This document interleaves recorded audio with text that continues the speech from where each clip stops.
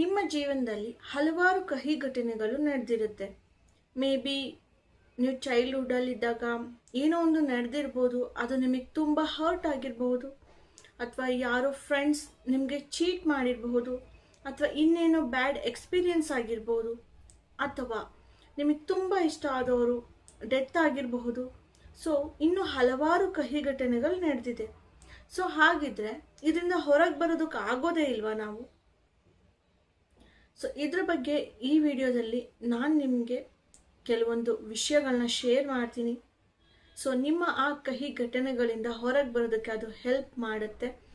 So ಈ ವಿಡಿಯೋನ ಕಂಪ್ಲೀಟಾಗಿ ನೋಡಿ, ಎಲ್ಲೂ ಸ್ಕಿಪ್ ಮಾಡಬೇಡಿ, ಆ್ಯಂಡ್ ಚಾನಲ್ಗೆ ಸಬ್ಸ್ಕ್ರೈಬ್ ಮಾಡಿ, ಹೈಪ್ ಆಪ್ಷನ್ ಕ್ಲಿಕ್ ಮಾಡಿ. ಸೊ ನಾನು ನಿಮ್ಮ ಶ್ರೇಯ, ನೀವು ನೋಡ್ತಾ ಇದ್ದೀರಾ ಮೈಂಡ್ಸೆಟ್ ಕನ್ನಡ ಯೂಟ್ಯೂಬ್ ಚಾನಲ್. ಬನ್ನಿ ಈ ವಿಡಿಯೋನ ಸ್ಟಾರ್ಟ್ ಮಾಡೋಣ. ಇವಾಗ ಎಷ್ಟೊಂದು ಜನ ಹಲವಾರು ಬ್ಯಾಡ್ ಬಿಹೇವಿಯರ್ಗಳನ್ನ ಡೆವಲಪ್ ಮಾಡ್ಕೊಂಡಿರಬಹುದು, ರೈಟ್?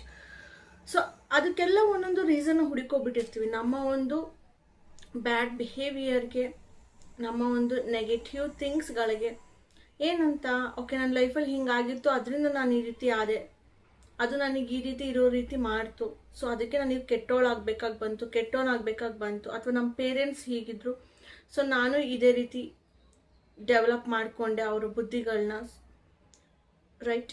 ಸೊ ಎಷ್ಟೊಂದು ನಮ್ಮ ಒಂದು ಅನ್ವಾಂಟೆಡ್ ಬಿಹೇವಿಯರ್ಗಳಿಗೆ ನಾವು ಕೆಲವೊಂದು ರೀಸನ್ನ ಹುಡುಕೊಂಡು, ಸೊ ಅದರಿಂದ ನಾನು ಹಿಂಗಾದೆ ನಾನು ಹಿಂಗೆ ಇರ್ತೀನಿ, ಸೊ ಈ ರೀತಿ ಡಿಸೈಡ್ ಮಾಡ್ಕೊಂಡ್ಬಿಟ್ಟಿರ್ತೀವಿ ಅಲ್ವಾ? ಸೊ ಇಂಥ ಘಟನೆ ನಡೆದಿತ್ತು, ನಾನು ಹಿಂಗಾದೆ, ಸೊ ಇದೆಲ್ಲ ನೀವೇ ಚೂಸ್ ಮಾಡ್ಕೊಂಡಿರೋದು. ಸೊ ಇದಕ್ಕೆ ಯಾರು ಏನು ಮಾಡೋಕ್ಕಾಗುತ್ತೆ ಹೇಳಿ? ಸೊ ಇದನ್ನೆಲ್ಲ ಚೂಸ್ ಮಾಡಿಕೊಂಡು ನೀವು ಅದೇ ಒಂದು ಕೆಟ್ಟ ಬಿಹೇವಿಯರ್ಗಳನ್ನ ಡೆವಲಪ್ ಮಾಡಿಕೊಂಡು ಆ ಕಹಿ ಘಟನೆಗಳನ್ನ ನಿಮ್ಮಲ್ಲೇ ನೀವು ಪ್ರತಿದಿನ ನೋಡಿಕೊಂಡು, ಬಿಕಾಸ್ ನಿಮ್ಮ ಬಿಹೇವಿಯರ್ ಆ ಘಟನೆಗಳನ್ನ ರಿಫ್ಲೆಕ್ಟ್ ಮಾಡ್ತಿರುತ್ತೆ, ರೈಟ್? ಸೊ ನೀವೇ ದಿನ ಕೊರಗ್ತಾ ನರಳ್ತಾ ಇರ್ತೀರ. ಸೊ ಇದು ನಿಮ್ಮ ಚಾಯ್ಸ್, ಯಾರು ಏನೂ ಮಾಡೋದಕ್ಕಾಗೋದಿಲ್ಲ ಇದಕ್ಕೆ. ಆದರೆ ಇದ್ರ ಬಗ್ಗೆ ನೀವು ಮಾತ್ರ ವರ್ಕ್ ಮಾಡಬಹುದು. ಸೊ ನಿಮ್ಮ ಆ ಕಹಿ ಘಟನೆಗಳನ್ನ ನೀವು ಇವಾಗ ಬದಲಾಯಿಸಕ್ಕಾಗತ್ತಾ? ಇಲ್ಲ ಅಲ್ವಾ?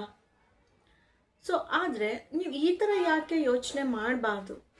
ಲೈಫಲ್ಲಿ, ನಿಮ್ಮ ಲೈಫಲ್ಲಿ ಎಲ್ಲರಿಗಿಂತ ಬೇರೆ ತರಹದ ಕಷ್ಟಗಳು ಬಂದಿದೆ, ದೊಡ್ಡ ಕಷ್ಟಗಳು, ದೊಡ್ಡ ಘಟನೆಗಳು ನಡೆದಿದೆ. ಸೊ ಇದೆಲ್ಲ ಇದ್ಮೇಲೆ ನೀವು ಎಲ್ಲರಿಗಿಂತ ಬುದ್ಧಿವಂತರಾಗಿ ಚೇಂಜ್ ಆಗಿರ್ಬೇಕಲ್ವಾ? ಎಲ್ಲರಿಗಿಂತ ಒಳ್ಳೆಯವರಾಗಿ ಚೇಂಜ್ ಆಗಿರ್ಬೇಕಲ್ವಾ? ಎಲ್ಲರಿಗಿಂತ ಸ್ಟ್ರಾಂಗೆಸ್ಟ್ ಪರ್ಸನ್ ಆಗಿ ಚೇಂಜ್ ಆಗಿರ್ಬೇಕಲ್ವಾ? ಯಾಕೆ ನೀವು ಈಗ ಬೇರೆಯವ್ರ ಲೈಫಲ್ಲಿ ಯಾವುದೇ ಇಂಥ ಘಟನೆ ನಡೆದಿಲ್ಲ ಅನ್ನೋರು ಯಾವ ರೀತಿ ಇರ್ತಾರೆ, ತುಂಬ ನೆಗೆಟಿವ್ ಆಗಿ, ತುಂಬ ಬ್ಯಾಡ್ ಬಿಹೇವಿಯರಿಂದ, ಸೊ ನೀವು ಯಾಕೆ ಅದೇ ರೀತಿ ಇದ್ದೀರಾ? ನಿಮ್ಮ ಲೈಫಲ್ಲಿ ಅಂಥದ್ದೆಲ್ಲ ನಡೆದಿದೆ ಅಂದರೆ ನೀವು ಬುದ್ಧಿ ಕಲ್ತಿರ್ಬೇಕು ಅದರಿಂದ. ಅದು ಬಿಟ್ಟು ನೀವು ಅದೇ ರೀತಿನೇ ಮಾಡ್ತಾ ಹೋದರೆ ಲೈಫಲ್ಲಿ ಬ್ಯಾಡ್ ಬಿಹೇವಿಯರ್ಸ್ನ ಅಳವಡಿಸ್ಕೊಂಡು ನೀವು ಅದೇ ರೀತಿ ಬಿಹೇವ್ ಮಾಡ್ತಾ ಹೋದರೆ, ಸೊ ಇದು ಎಷ್ಟರ ಮಟ್ಟಿಗೆ ಸರಿ? ಈಗ ಫಾರ್ ಎಕ್ಸಾಂಪಲ್, ಯಾರೋ ಪೇರೆಂಟ್ಸ್ ಜಗಳ ಆಡ್ತಿರ್ತಾರೆ, ಪ್ರೀತಿನೇ ಇರೋದಿಲ್ಲ, ಹೆಂಡತಿನ ಯಾವ ರೀತಿ ಬೇಕಾ ರೀತಿ ಹೊಡೆದು ಬಡ್ದು ನಡೆಸ್ಕೊತಿರ್ತಾರೆ. ಸೊ ನೀವು ಅದನ್ನ ನೋಡಿ ಬೆಳೆದಿದ್ದು, ನೆಕ್ಸ್ಟ್ ನೀವು ಮುಂದೆ ಮದುವೆ ಆಗೋ ಗಂಡನೋ ಅಥವಾ ಹೆಂಡತಿನೋ ನಾನು ಅದೇ ರೀತಿ ಮಾಡಬೇಕು ಅಂತ ಮಾಡಿದ್ರೆ, ಸೊ ನಿಮಗೆ ಆ ಒಂದು ಘಟನೆ ಏನು ನಡೀತಲ್ಲ, ಸೊ ಅದನ್ನ ನೀವೇನು ಕಲ್ತಂಗಾಯ್ತು ಒಳ್ಳೇದು. ಸೊ ನಿಮ್ಮ ಅಮ್ಮ ಅಥವಾ ನಿಮ್ಮ ಅಪ್ಪ ಸೊ ಆ ಥರ ಕಷ್ಟ ಅನುಭವಿಸ್ತಿರೋದು ನೋಡಿ ನೀವು ಆ ರೀತಿ ಆಗಬಾರ್ದು ನನ್ನ ಲೈಫಲ್ಲಿ, ಮುಂದೆ ನನ್ನ ಗಂಡನಿಗೆ ಅಥವಾ ನನ್ನ ಹೆಂಡತಿಗೆ ಅಂತ ನೀವು ಚೆನ್ನಾಗಿ ನೋಡ್ಕೊಳ್ಳೋ ರೀತಿ ಬದಲಾಗಬೇಕು, ಕರೆಕ್ಟ್? ಅದು ಬಿಟ್ಬಿಟ್ಟು ನಾನು ಅದೇ ರೀತಿ ಮಾಡ್ತೀನಿ ಅಂದರೆ, ಸೊ ನಿಮಗೂ ಮತ್ತು ಯಾವುದೇ ರೀತಿಯಂಥ ಅನುಭವಗಳು ಆಗದಲ್ಲೇ ಇರೋರಿಗೂ ಏನು ವ್ಯತ್ಯಾಸ? ಅರ್ಥ ಆಗ್ತಿದೆ ಅಂತ ಅನ್ಕೊಂಡಿದ್ದೀನಿ ನಿಮಗೆ, ಕರೆಕ್ಟಾ? ಸೊ ಇಲ್ಲಿ ನೀವು ಅವ್ರು ಯಾರೋ ಕೆಟ್ಟದ್ದು ಮಾಡಿದ್ರು, ಅವ್ರ ಬಿಹೇವಿಯರ್ ಸರಿ ಇರಲಿಲ್ಲ, ಸೊ ಅದರಿಂದ ನನಗೆ ಹಿಂಗಾಯ್ತು ಅನ್ನೋಷ್ಟು ತಿಳುವಳಿಕೆ ನಿಮಗಿದೆ. ಆದರೆ ನಾನು ಯಾಕೆ ನನ್ನ ಲೈಫಲ್ಲಿ ಕೊರಗ್ತಾ ನೋವು ಪಡ್ತಾ ಅದೇ ಘಟನೆಗಳನ್ನ ನನ್ನಲ್ಲೂ ಅಳವಡಿಸ್ಕೊಂಡು ನನ್ನ ಲೈಫ್ನ ಯಾಕೆ ಈ ರೀತಿ ತುಂಬ ಬೋರಿಂಗ್ ಆಗಿ ಕೆಟ್ಟದಾಗಿ ಜೀವನ ಮಾಡ್ತಿದ್ದೀನಿ ಅಂತ ನಿಮಗೆ ಯಾಕೆ ಈ ತಿಳುವಳಿಕೆ ಬಂದಿಲ್ಲ? ಈ ಥರ ನೀವು ಯಾಕೆ ಯೋಚನೆ ಮಾಡ್ತಿಲ್ಲ? ಗೊತ್ತಾಗ್ತಿದೆ ಅನ್ಕೋತಿದ್ದೀನಿ ನಾನು ಹೇಳ್ತಿರೋದು, ಅರ್ಥ ಆಗ್ತಿದ್ಯಾ? ಒಂದ್ಸಲ ಥಿಂಕ್ ಮಾಡಿ, ನನಗೆ ನಾನೇ ಯಾಕೆ ಈ ರೀತಿ ಶಿಕ್ಷೆ ಕೊಡ್ಕೋಬೇಕು? ಇದರಿಂದ ಏನು ಯೂಸು? ನನ್ನ ಜೀವನ ಯಾಕೆ ಹಾಳು ಮಾಡ್ಕೋಬೇಕು ಅನ್ನೋದನ್ನ ನೀವು ಒಂದ್ಸಲ ಯೋಚನೆ ಮಾಡಿ ನೋಡಿ. ಲೈಫಲ್ಲಿ ತುಂಬ ಇನ್ಸಿಡೆಂಟ್ಗಳು ದಿನಾ ನಡೀತಿರುತ್ತೆ, ಓಕೆನಾ. ನಾವು ನಮ್ಮ ಲೈಫಲ್ಲಿ ಹೋರಾಡ್ತಾನೆ ಇರಬೇಕು, ಅದೇ ಜೀವನ. ಆದರೆ ನಾವು ಹೇಗೆ ಬದುಕಬೇಕು, ನನ್ನ ಖುಷಿ ಹೇಗೆ ಕಾಪಾಡ್ಕೋಬೇಕು, ನಾನು ಹೇಗೆ ಹ್ಯಾಪಿಯಾಗಿರಬೇಕು, ನನ್ನ ಜೊತೆ ಇರೋದನ್ನ ಹ್ಯಾಪಿಯಾಗಿ ಇಡಬೇಕು, ಇದು ನಿಮ್ಮದೇ ನಿರ್ಧಾರ. ಸಿ, ಇದನ್ನು ನೀವೆಲ್ಲರೂ ಒಪ್ಕೊಳ್ಳೇಬೇಕಾಗತ್ತೆ. ಈಗ ನೀವು ಎಲ್ಲೇ ಹೋಗಿ ಯಾರನ್ನೇ ಇಷ್ಟಪಡಿ, ಎಷ್ಟೇ ಇಷ್ಟಪಡೋರ ಜೊತೆ ಇರಿ, ರೈಟ್. ಸೊ ಅದೆಲ್ಲದ್ರಲ್ಲೂ ಏನಾದರೂ ಒಂದು ನಿಮ್ಗೆ ಇಷ್ಟ ಆಗ್ದಲೇ ಇರೋದು ಇದ್ದೇ ಇರುತ್ತೆ ಅಲ್ವಾ. ನೆಗೆಟಿವ್ ಅನ್ನೋದು ಇದ್ದೇ ಇರುತ್ತೆ, ನೀವು ಅದನ್ನು ಐಡೆಂಟಿಫೈ ಮಾಡ್ತೀರಾ ಅಲ್ವಾ, ರೈಟ್. ಸೊ ಆದರೂ ಅದನ್ನು ಸೈಡಿಗಿಟ್ಟು ಅವ್ರ ಜೊತೆ ಖುಷಿಯಾಗಿ ಇರೋದನ್ನ ನೀವು ಚೂಸ್ ಮಾಡ್ತೀರ, ಕರೆಕ್ಟಾ. ಸೊ ಹಾಗೆ ನಿಮ್ಮ ಲೈಫಲ್ಲೂ ಕೂಡ, ನಿಮ್ಮಲ್ಲೂ ಕೂಡ ಅದೇನೇ ನಡೆದಿರಲಿ, ನೀವು ನಿಮ್ಮನ್ನು ಖುಷಿಯಾಗಿ ಇಟ್ಕೊಳ್ಳೋದನ್ನ ಮಾತ್ರ ಚೂಸ್ ಮಾಡಿ. ನೀವು ಮಿಕ್ಕಿದನ್ನೆಲ್ಲ ಸೈಡಿಗೆ ಹಾಕಿ. ಸಿ, ಈಗ ಇಷ್ಟಪಟ್ಟು ನಿಮ್ಮ ಜೊತೆ ಇದ್ರು ಅವ್ರ ನೆಗೆಟಿವಿಟಿ ಸೊ ಎಲ್ಲ ನಿಮಗೆ ಗೊತ್ತಾಯಿತು. ಬಟ್ ಸ್ಟಿಲ್ ಅದನ್ನು ನೀವು ಹೇಗೆ ನಿಭಾಯಿಸ್ತಿದ್ದೀರಾ ಅದು ಇಂಪಾರ್ಟೆಂಟ್ ಆಗುತ್ತಲ್ವಾ. ಸೊ ನಾವು ಹೇಗೆ ಇರ್ತೀವಿ ಅವ್ರ ಜೊತೆ, ಸೊ ಅದ್ರ ಮೇಲೆ ಅವರ ಬಿಹೇವಿಯರ್ ನಮಗೆ ಅಫೆಕ್ಟ್ ಎಷ್ಟು ಆಗಬೇಕು ಅನ್ನೋದನ್ನ ನಾವು ಕಂಟ್ರೋಲ್ ಮಾಡಿಕೊಂಡು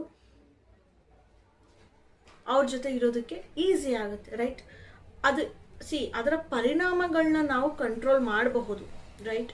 ಅವರಲ್ಲಿ ಏನು ತಪ್ಪಿದೆ, ನಾವು ಹೇಗೆ ಅದಕ್ಕೆ ರಿಯಾಕ್ಟ್ ಮಾಡ್ತೀವಿ, ಹೇಗೆ ಅನುಸರಿಸ್ಕೊಂಡು ಹೋಗ್ತೀವಿ, ಆ ಒಂದು ಕಂಟ್ರೋಲಿಂಗ್ ಪವರ್ ನಮ್ಮಲ್ಲಿರುತ್ತೆ. ಅದು ಬಿಟ್ಬಿಟ್ಟು ಓಕೆ ಈಗ ಯಾರೊಬ್ರು ಫ್ರೆಂಡ್ ಚೀಟ್ ಮಾಡೋದು ಒಂದು, ಓಕೆ ನನಗೆ ಚೀಟ್ ಮಾಡ್ದ, ನಾನು ನೆಕ್ಸ್ಟ್ ಇನ್ಯಾರಿಗಾದ್ರು ಚೀಟ್ ಮಾಡಬೇಕು, ಅವ್ರಿಗೂ ಬುದ್ಧಿ ಗೊತ್ತಾಗಬೇಕು, ನಾನು ಹೀಗೆ ಮಾಡ್ತೀನಿ ಅಂತ ಹೋದ್ರೆ ನಿಮಗೂ ನಿಮ್ಮ ಚೀಟ್ ಮಾಡಿರೋ ಫ್ರೆಂಡ್ಗೂ ಏನು ವ್ಯತ್ಯಾಸ.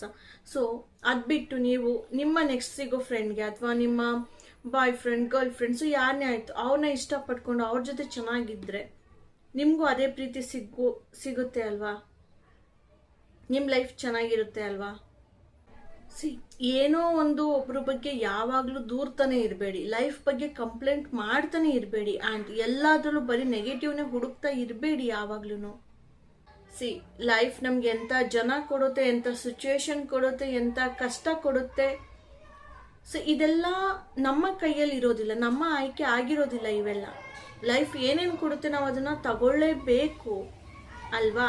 ಆದರೆ ಕೊಟ್ಟಿದ್ದನ್ನ ನಾವು ಹೇಗೆ ಯೂಸ್ ಮಾಡ್ಕೋತೀವಿ ಅನ್ನೋದ್ರ ಮೇಲೆ ನಮ್ಮ ಜೀವನ ನಿಂತಿರುತ್ತೆ, ಆ್ಯಂಡ್ ಅದು ನಮ್ಮ ಆಯ್ಕೆನೇ ಆಗಿರುತ್ತೆ.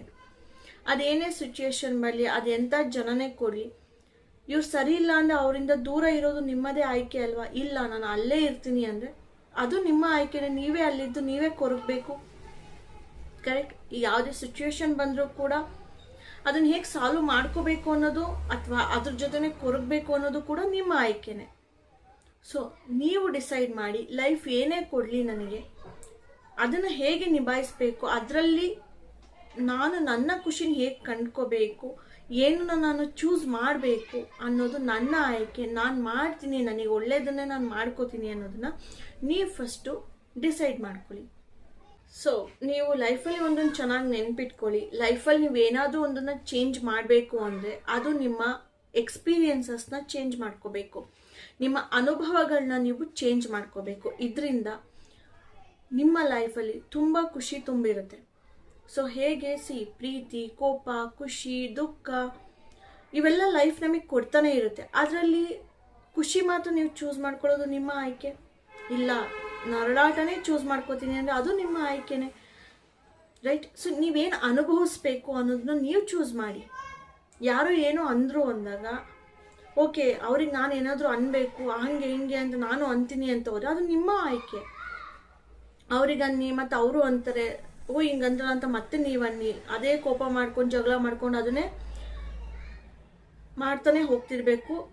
ನಿಮ್ಮ ಟೈಮ್ ವೇಸ್ಟು, ನಿಮ್ಮ ನೆಮ್ಮದಿ ವೇಸ್ಟು. ಆದರೆ ಅವ್ರೇನೋ ಅಂದ್ರು ಅನ್ನೋದನ್ನ ಇಗ್ನೋರ್ ಮಾಡಿಬಿಟ್ಟು ಅವನು ಯಾರೋ ಏನೋ ತಲೆ ಕೆಟ್ಟೋನೇನೋ ಅಂತಾನೆ ಬಿಡು ಅಂದ್ಕೊಬಿಟ್ರೆ ನಿಮ್ಮ ಎನರ್ಜಿ ಸೇವ್, ನಿಮ್ಮ ಲೈಫ್ ಅನುಭವ ಸೇವ್ ಆಗಿದೆ.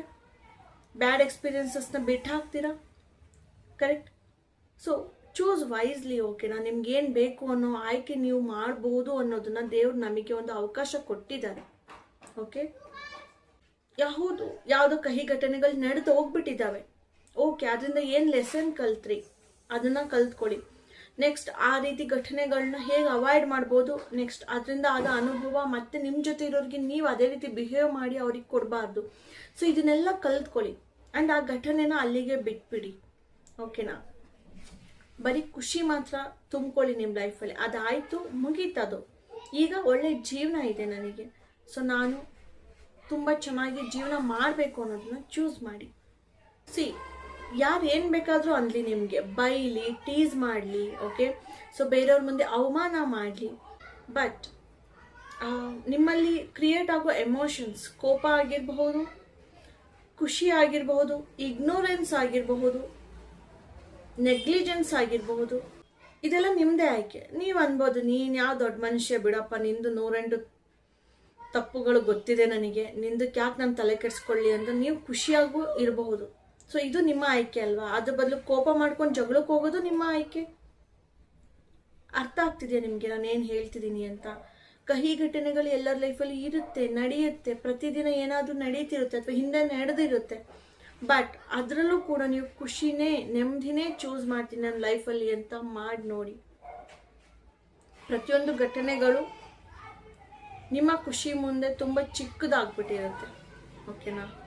ಸೊ ಕೊನೆಯದಾಗಿ ಹೇಳೋದಾದರೆ, ನೀವು ಲೈಫಲ್ಲಿ ಯಾವುದೇ ಪರಿಸ್ಥಿತಿಲಿ ಇರಲಿ, ಓಕೆನಾ, ಸೊ ನಿಮ್ಮ ಪ್ರತಿಕ್ರಿಯೆನೇ ನಿಮ್ಮ ಪರಿಸ್ಥಿತಿಗೆ ಕಾರಣ ಆಗಿರುತ್ತೆ. ಗೊತ್ತಾಗ್ತಿದೆಯಾ? ಈಗ ಒಂದು ಎಕ್ಸಾಂಪಲ್ ಹೇಳ್ಬೇಕಂದ್ರೆ, ನಿಮ್ಗೆ ಯಾವುದೋ ಅರ್ಥ ಆಗ್ದಿರೋ ಭಾಷೆನಲ್ಲಿ ನಾನು ನಗ್ತಾನೆ ಅಥವಾ ಚೆನ್ನಾಗಿ ಮಾತಾಡ್ಕೊಂಡೇನೆ ಅದನ್ನು ಬೈದರೆ ನೀವೇನು ಮಾಡ್ತೀರಾ? ನೀವು ನಗ್ತಾ ಚೆನ್ನಾಗಿ ಮಾತಾಡ್ತೀರಾ ಅಂತ ಅಂದ್ಕೊಂಡು ಕೇಳಿಸ್ಕೊತೀರಾ. ಸೊ ಅದರ ಅರ್ಥ ಏನು? ನಿಮಗೆ ಅರ್ಥ ಆಗಿಲ್ಲ, ನಾನು ಬೈತಿದ್ರು ನಿಮಗೆ ಗೊತ್ತಾಗ್ತಿಲ್ಲ, but you are happy. So ಅದೇ ರೀತಿ ಲೈಫಲ್ಲೂ ಈ ಪಾಲಿಸಿನ ರೂಢಿ ಮಾಡ್ಕೊಬಿಡಿ. ನಿಮಗೆ ಅರ್ಥನೇ ಆಗ್ತಿಲ್ಲ ಅವ್ರು ಹೇಳ್ತಿರೋದು, ಅಥವಾ ಹಿಂದೆ ನಡೆದಿರೋ ಘಟನೆಗಳು ನಿಮಗೆ ಗೊತ್ತೇ ಇಲ್ಲ ಅನ್ನೋ ರೀತಿ ಇದ್ಬಿಡಿ. ಸಿ, ಬೇರೆಯವ್ರನ್ನ ನಾವು ಕಂಟ್ರೋಲ್ ಮಾಡೋಕ್ಕಾಗಲ್ಲ, ನೀನು ಹಂಗೆ ಬಂದಬೇಡ ನನಗೆ, ಹಿಂಗೆ ಮಾಡಬೇಡ ನನಗೆ ಅಂತ. ಬಟ್ ನಾವು ಯಾವುದನ್ನು ಸ್ವೀಕರಿಸ್ಬೇಕು ಲೈಫಲ್ಲಿ ಅನ್ನೋದನ್ನ ನಾವು ಕಂಟ್ರೋಲ್ ಮಾಡಬಹುದು. ಓಕೆ, ಸೊ ಇದನ್ನು ಚೆನ್ನಾಗಿ ನೆನ್ಪಿಟ್ಕೊಳ್ಳಿ, ನಿಮ್ಮ ಲೈಫು ತುಂಬ ಖುಷಿಯಾಗಿ ಇರುತ್ತೆ. ಓಕೆ, ಸೊ ಇಷ್ಟ ಆಗಿತ್ತು ಇವತ್ತಿನ ವಿಡಿಯೋ. ನಿಮಗೆ ಹಲವಾರು ಐಡಿಯಾಸ್ ಸಿಕ್ತು, ಅರ್ಥ ಆಯಿತು ಅಂತ ಭಾವಿಸ್ತೀನಿ. ಆ್ಯಂಡ್ ಇಷ್ಟ ಆಗಿದ್ರೆ ಲೈಕ್ ಮಾಡಿ, ಕಾಮೆಂಟ್ ಮಾಡಿ, ಆ್ಯಂಡ್ ವಿಡಿಯೋನ ಶೇರ್ ಮಾಡಿ ಹೆಚ್ಚು ಜನಕ್ಕೆ, ಯಾರಿಗೆ ಯೂಸ್ಫುಲ್ ಇದೆ ಇದು. ಓಕೆನಾ? ಗೊತ್ತಾಯ್ತಾ? ಸೊ ಅದೇನೇ ಸಿಚುವೇಶನ್ ಇರಲಿ ಲೈಫಲ್ಲಿ, ಅದನ್ನು ಚೇಂಜ್ ಮಾಡೋಕ್ಕಾಗಲ್ಲ. ಹಿಂದೆ ನಡೆದಿರೋದು ಡೆತ್ ಆಗಿರ್ಬೋದು, ಏನೇ ಆಗಿರ್ಬೋದು, ಬಟ್ ಅವ್ರ ಜೊತೆ ಕಳೆದಂತಹ ಒಳ್ಳೆ ಮೆಮೊರೀಸಿಂದ ನೀವು ನಿಮ್ಮನ್ನು ಖುಷಿಯಾಗಿ ಇಟ್ಕೋಬೋದು ಅಲ್ವಾ? ಸೊ ಟ್ರೈ ಮಾಡಿ, ಪ್ರತಿಯೊಂದು ಪಾಸಿಬಲ್ ಇದೆ.